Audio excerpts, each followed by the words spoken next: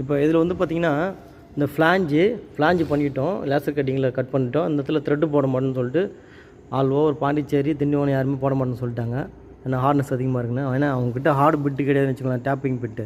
அதில் என்ன பண்ணிட்டோம், வழி இல்லாமல் இதை ஸ்டட்டு மாதிரி போட்டு பற்ற வைக்கிறது ஐடியா பண்ணோம். இது எப்படி பண்ணோன்னா, இந்த மாதிரி சுகராக போல்டை கரைச்சிட்டு இப்படி உள்ளே விட்டுட்டு, இந்த போல்டு விடும்போது வந்து பார்த்திங்கன்னா சுகராகவும் இருக்கணும். நெக்ஸ்ட்டு லேஸாக அப்படி முன்ன பண்ண அரையமாக டில்ட் ஆகுது பார்த்தீங்களா, அந்த டில்ட்டிங் அவாய்ட் பண்ணுறதுக்கு என்ன பண்ணோம், அவர் பின்பக்கமாக ஒரு டாக்கா மட்டும் போட்டுன்னு இப்போ என்ன பண்ணோம், இந்த நட்டை வச்சு இதில் வந்து டைட் பண்ணால் அது என்ன பண்ணால் இந்த நட்டு இதில் போய் சீட் ஆகிட்டு அந்த போல்டு வந்து கொஞ்சம் முன்ன பண்ண டில்ட்டிங்காக இருந்தால் அதை அப்படியே நிமித்தி விட்டுரும். அதுக்கப்புறம் தான் வந்து வெல்டிங் பண்ணணும். பாருங்கள், லேஸாக டைட் பண்ணியாச்சு, பின்னாடி டாக்கா வச்சாச்சு, லேஸாக டைட் பண்ணியாச்சு. இப்போ பாருங்கள், சுற்றில் வந்து கேப்பே இல்லாமல் இருக்கா, போல்டு நட்டு கரெக்டாக சீட்டாக இருக்கா, அப்படின்னா போல்டு வந்து வெர்டிக்கலாக செங்குத்தாக இருக்குன்னு அர்த்தம். இப்போ தான் என்ன பண்ணணும், அந்த டாக்கா வச்சு தான் ஃபுல் வெல்டாக மாற்றணும்.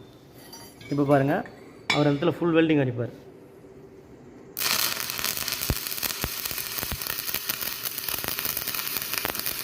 இப்போ வெல்டிங் முடிஞ்சிச்சு. இதே மாதிரி இந்த போல்டும் பண்ண போகிறோம் பாருங்கள். இப்போ 3 போல்டு முடிஞ்சிச்சு, 4வது போல்டாக பண்ணுறாரு. இதை ஃபுல்லாகவே பாருங்கள். ஏன்னா ரொம்ப யூஸ்ஃபுல்லாக இருக்கும்.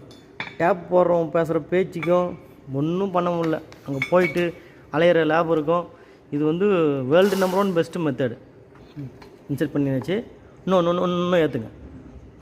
ஓகே. இப்போது டாக்கா மட்டும் வச்சுருவார்.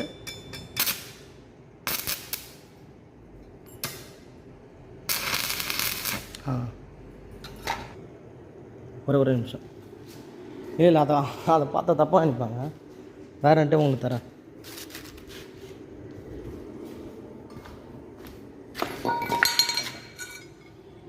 போதா?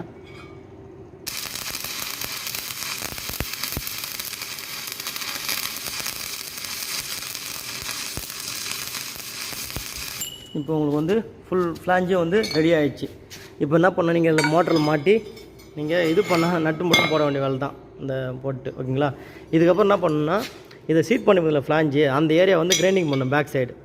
இப்போ நட்டெலாம் நீங்கள் கைட்டிடலாம், ஏன்னா ஸ்கொயராக வச்சு வெல்டு வச்சு இதுக்கப்புறம் நமக்கு பிரச்சனை வராது. ஸோ அப்படியே கிரைண்டிங் பண்ணிடணும்.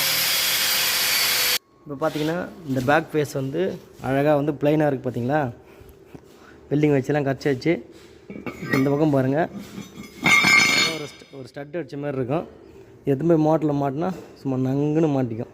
நம்ம வந்து விவசாய வேலை செய்யறதுக்கு சீப் அண்ட் பெஸ்ட்டாக அந்த மாதிரி இது பண்ணலாம். பார்த்தீங்களா, அழகாக மாட்டியிருக்கு பாருங்கள். ஸோ இப்போ வந்து பக்காவாக ஃபிட் ஆகிடுச்சு மோட்டரில். இந்த மாதிரி உங்களுக்கு தேவைப்பட நீங்கள் செஞ்சு பயன்படுங்க. நன்றி.